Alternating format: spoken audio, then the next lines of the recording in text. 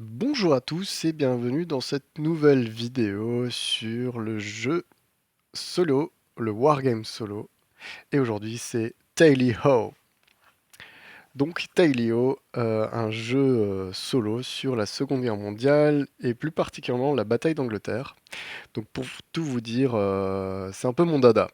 Depuis tout petit, tout ce qui est Spitfire, Messerschmitt, les Stuka, etc. C'était des maquettes, j'adorais faire ça. Et aujourd'hui, je vous parle de ce jeu. Alors, ce jeu, c'est avant tout un livre. Il y a, je sais pas, peut-être 200 pages, où tout le contenu, tout le matériel est à imprimer, enfin à photocopier, et de préférence, dans mon cas, par exemple, à plastifier. Voilà, là, vous pouvez voir la réalisation, par exemple, de la première mission. C'est plus agréable pour jouer. De la même manière, les aides de jeu, etc., notamment pour le niveau de munitions, etc., avec notamment les parties vierges. On peut par exemple prendre un feutre du style feutre effaçable. Alors, ce jeu solo oppose bien évidemment la RAF, donc Royal Air Force, au troisième Reich, la Luftwaffe, où on retrouve notamment par exemple des BF-110, les bimoteurs chargés d'escorter les bombardiers, mais surtout, alors là, mince, je les ai pas sortis, les célèbres BF-109.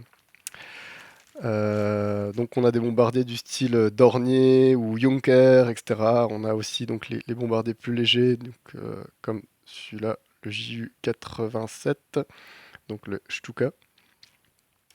Et de l'autre côté, on a notamment les Spitfire et Hurricane. On a aussi du Pole Defiant, des avions un peu moindres.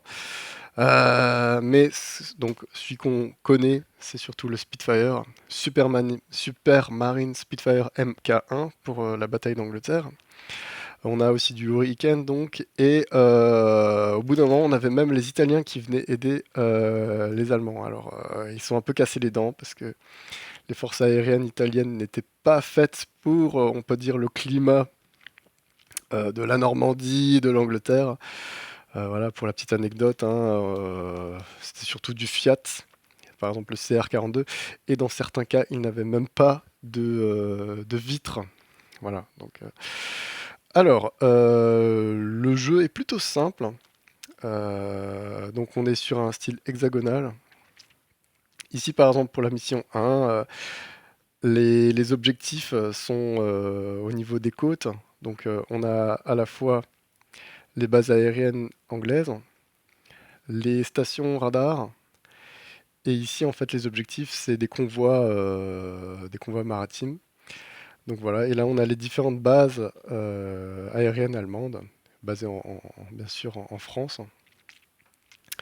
Alors le jeu est évidemment tout en anglais.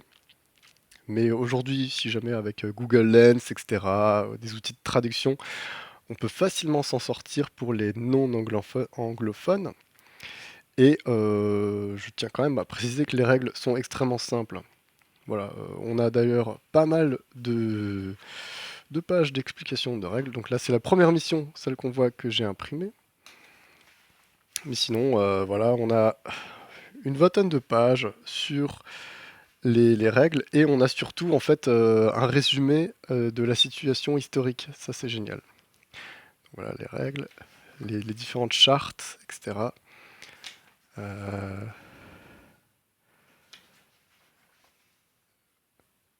donc, et dans une autre partie du livre, on a aussi donc on a l'évolution des missions, hein, mais on a aussi une partie dite campagne qui c'est très intéressant avec en fait comme dire les ordres sous forme de script.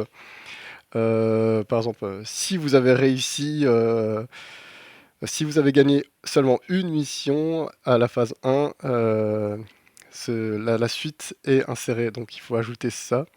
Donc en fait, par exemple, on risque de perdre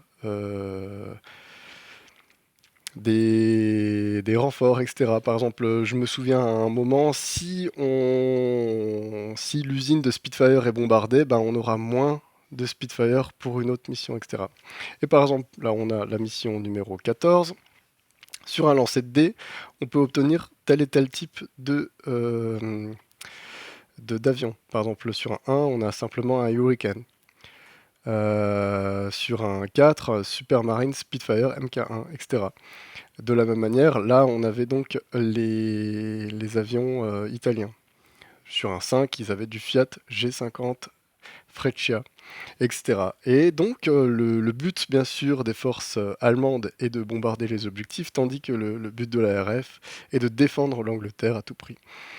Donc, chaque fois, notamment en évitant de partir trop loin de l'autre côté de la Manche et risquer comment dire, de ne pas rentrer, donc de perdre des pilotes et des avions. De la même manière, les Allemands devaient détruire les objectifs et rentrer.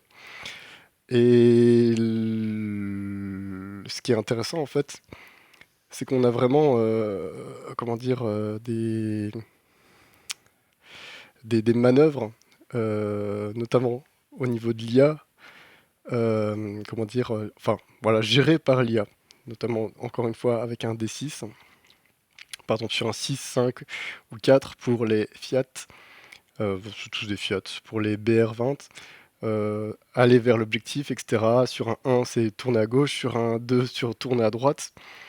Et de la même manière, pendant les combats, au niveau des communications, parce qu'en fait, on ne joue pas les pilotes. Nous, on joue en fait comment dire, le standard. On est comment dire, dans le QG.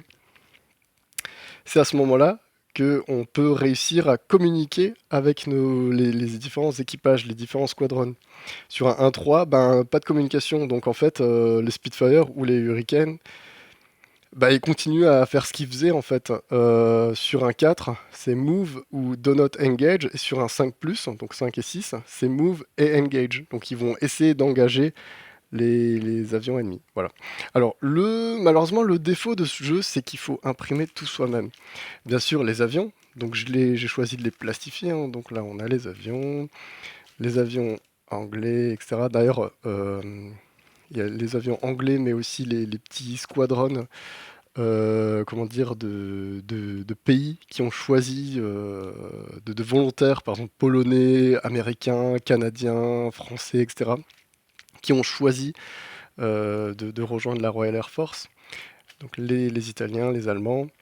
Et on a deux faces, par exemple. Là, hop, pour ce bombardier. Là, c'est la phase normale, et là, c'est la phase RTB, c'est-à-dire Return to Base. En fait, à partir du moment où comment dire, son objectif a été accompli, il va retourner à la base, ou s'il manque de fuel, etc. Voilà, alors, en résumé, un super jeu. Le seul point négatif, c'est que vous devez imprimer vous-même, à moins de jouer par exemple les batailles dans le livre, mais comme on voit, ça peut un peu glisser. Mais sinon, c'est un super jeu, je le conseille à tous. Voilà. À bientôt pour une prochaine vidéo.